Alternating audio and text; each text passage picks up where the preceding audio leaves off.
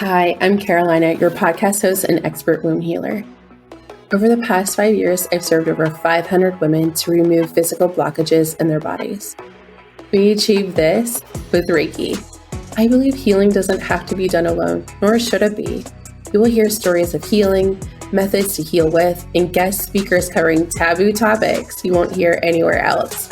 Let's continue this journey of womb healing together.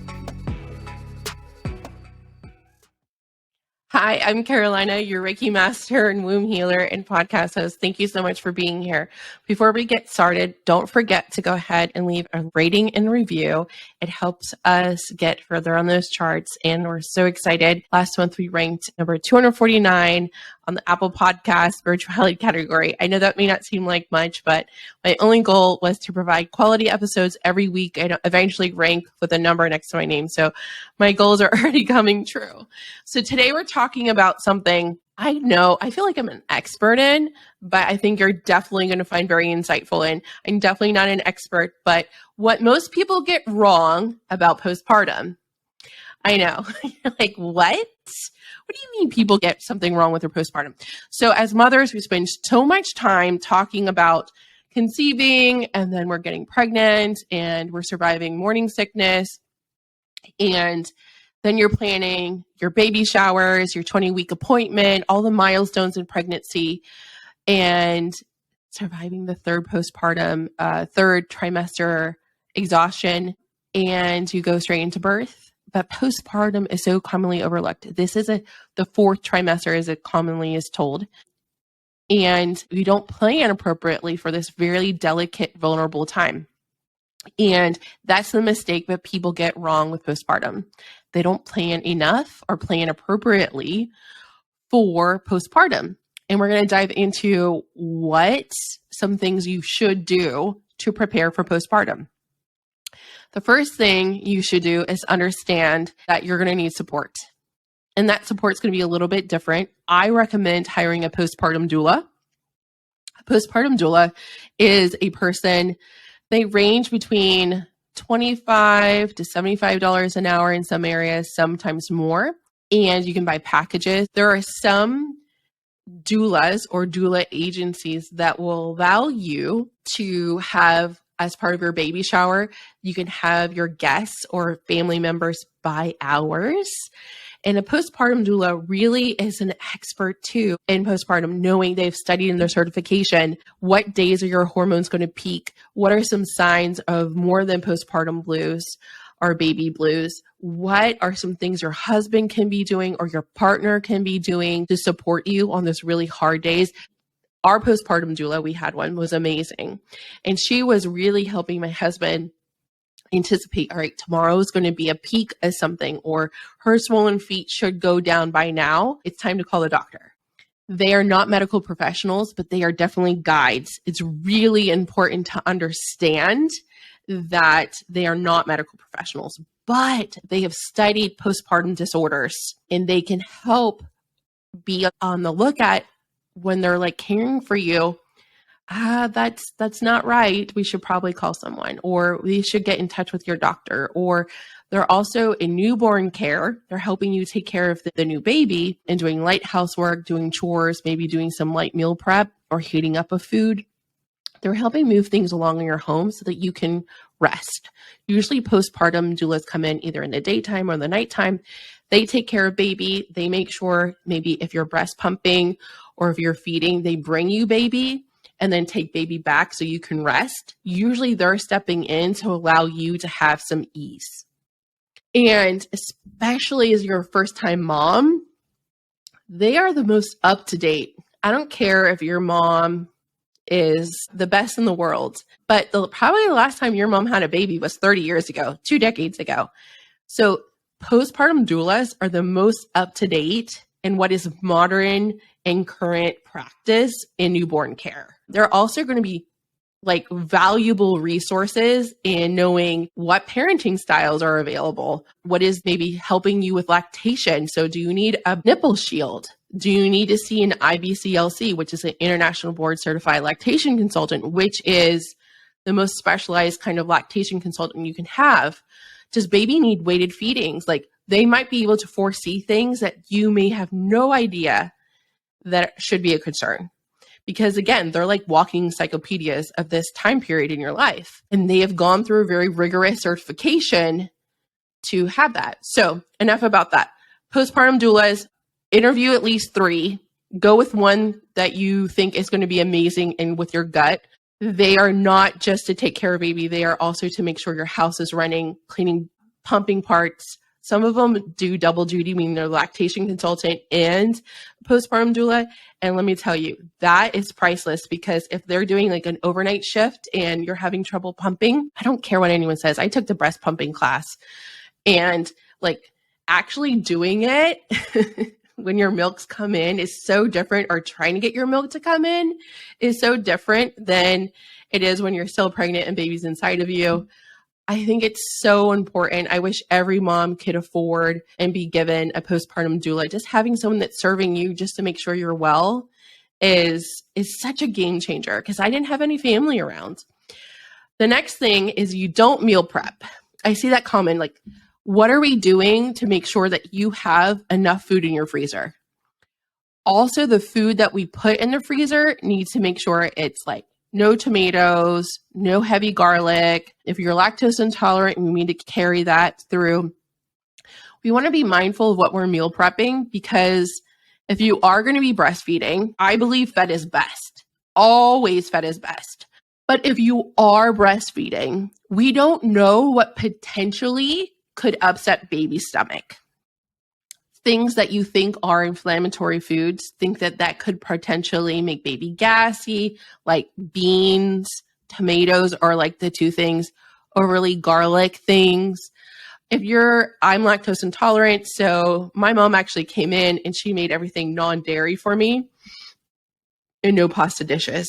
Also, you don't necessarily, if you don't have, like, we lived in an apartment when we had Ollie, so we didn't have like a super big freezer, but we had at least a few weeks. And we also were able to do a meal train. So we had some friends bring food or give gift cards. So if you have a dear friend, or if you have a best friend, or your mom can do this for you, I think it's still up. I mean, I used to do this when I was involved in our church. I used to be in charge of the meal train for people who maybe were elderly or sick or hospitalized in our church. And you can start a meal train and everyone can take a spot, or they can gift you. Or now, this is way back when I had Ollie in 2016. We have something that's incredible is DoorDash. You have Instacart. So like you can Instacart groceries as a gift to someone now. And for us is like you can get ready go meals from Costco.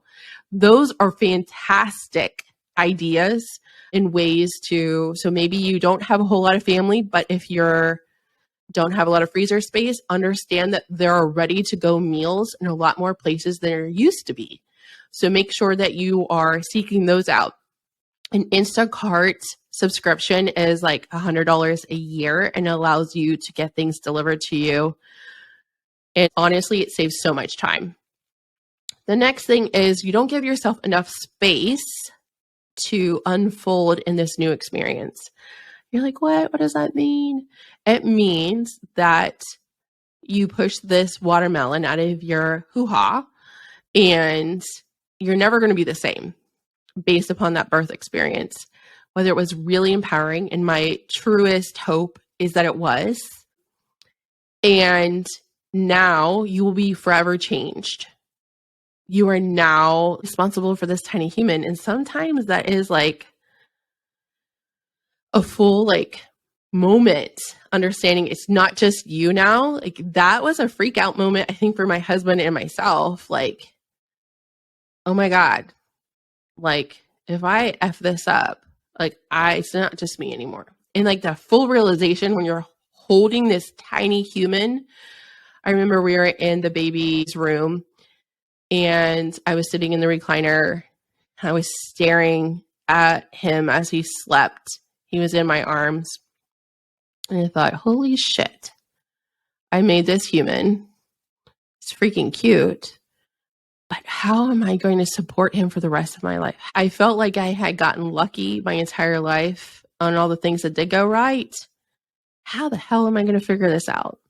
So understanding that you really don't know how you're going to expand. And that's the best way to explain it is you're going to expand. You're going to change, and you're not going to go back to the former version of yourself before you're pregnant. You are going to change in some ways, and it could be for the better. Most of the time it is, because you're serving this new human. But understanding you need to give yourself space and grace during this time so that you can let it unfold, because you don't know how you're going to change.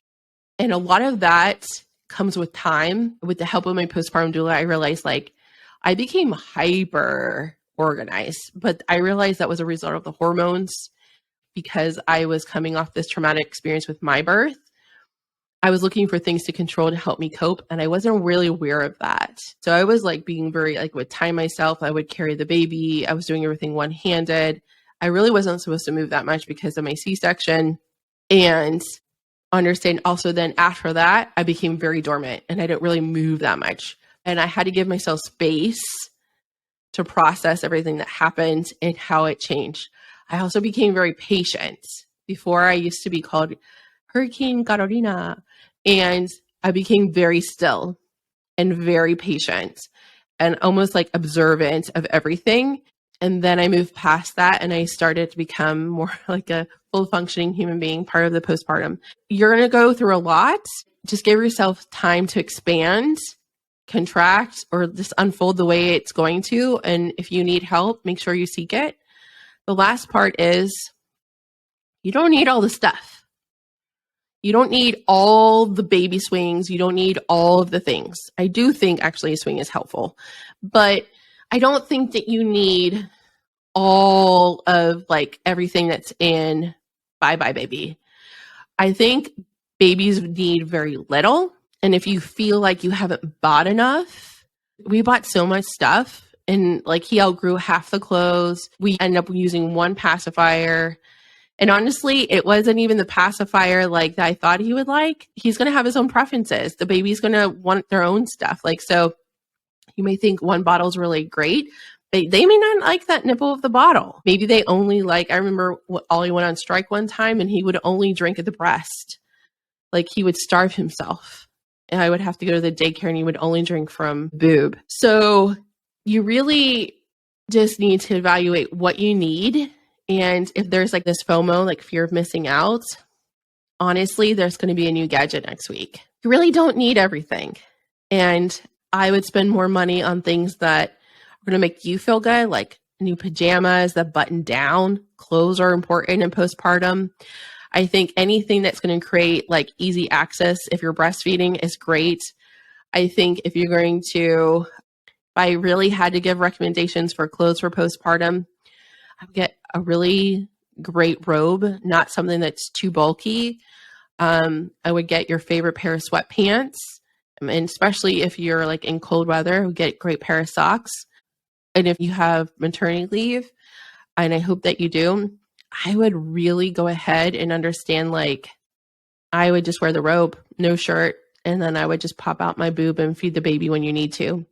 I also would recommend like creating a breastfeeding station if you're really new to breastfeeding, and have everything there. And really master breastfeeding, because that's a skill for you that you're going to have to learn. Newborn babies have to learn breastfeeding too. And some of them have to learn how to suck correctly or how to get the nipple fully in their mouth.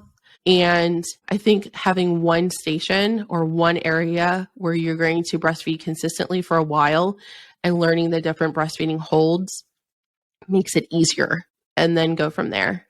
I think with postpartum, it's important to know that you don't know how your birth's going to go, and you don't know how baby is going to be after they come out. But having some prep and support ahead of time with the food makes one less thing you have to worry about. And you don't know how you're going to be in postpartum. And I recommend the last recommendation is make sure you have a standing relationship, an established relationship with a therapist.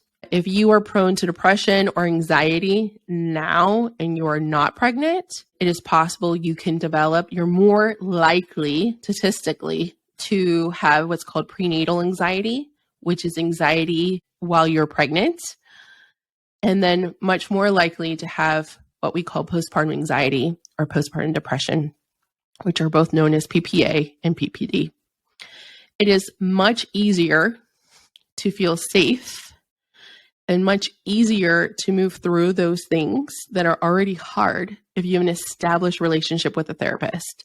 So if you are pregnant and you're listening to this, make it on one of your to-do things during your pregnancy is to go see a therapist. You can go see a therapist even if you are emotionally well. You don't need to go to a therapist only when things are bad. And I don't think people know that. It's important to have an established relationship. I also think that it's important to talk to your OB about any anxieties you may be having while you're pregnant. It's also very, very important to understand that talk therapy is very helpful, but done in addition with other things can be even more helpful, can be very transformational and very impactful, much quicker than you would think. Things that I love for postpartum recovery are acupuncture, Reiki, along with talk therapy. I also really love trauma massage. Trauma massage is much different than a regular massage. It's like purposeful to remove the trauma that's stuck in your tissues. If you're doing talk therapy, you're doing Reiki or acupuncture and get a trauma massage, you're going to be golden. It's also important to make sure that you are feeling emotionally safe in your relationships. Emotional safety is going to be very, very important for you to share how you're feeling. And sometimes how we feel in postpartum is not necessarily rational. You can have irrational fears in postpartum and they need to be talked about. I had a client who was afraid that a plane was going to drop out of the sky and hit her car directly. My irrational fear in postpartum was I was going to drop Ollie in the church when we were going to get him baptized, in that he would end up like Edward Cullen in one of the scenes from Twilight, one of the fighting scenes. It was super terrifying. It was super hard to like wrap my head around. But I saw my midwife, I saw a therapist, and I saw my Reiki practitioner, Reiki master during my postpartum, all three. I was being monitored and I had a postpartum doula, and luckily we had saved up enough money. We also had a mommy helper because literally I had a very tough postpartum. So I know I was very privileged and very blessed. I also lived far away from my own family, and a lot of my relationships changed after I had Ollie. I changed after I had my son. So again, that goes back to giving yourself space to expand. I no longer cared about the same things I used to before. And the things that I was scared of or insecure about before, I gave no shit about. There was I used to work at a plant, and there was a lot of mean high school girl bullshit that would happen. A lot of girl bullying. It was awful. And then when I went back, I was just like, I give no shits. I have a little boy.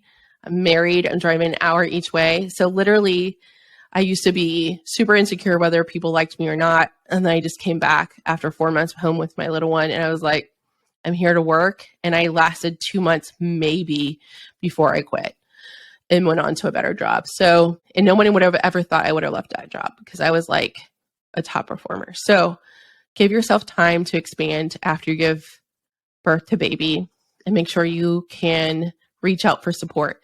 If you cannot afford a doula, there are some agencies or nonprofits in your area that might provide you grants to pay for one. So look for agencies or nonprofits in your areas to see if you're eligible. Sometimes also, depending on the provider of the postpartum doula, they might have a sliding scale for services. But it varies from state to state. We're in the Midwest. And also the level of experience and number of certification a person has might also determine higher rate for them. I always recommend interviewing 3 and read the contracts. They all have contracts, and make sure that you understand how many hours you're getting and how long that you're holding their services for. If you have questions about postpartum, I would love to hear from you. I would love to know what you thought of this episode. And you can always reach me on Instagram. Send me a voice note. I want to know you. It was an honor to connect and serve you this week. If you're a spiritually curious person wanting to conceive and heal blockages in your fertility, click the link in the episode description to learn more about the Fertility Foundation Collective. This October and November, all new members will be learning how to heal themselves with Reiki to boost their fertility. Make sure to grab your seat. Until next time, my friend, know you're loved.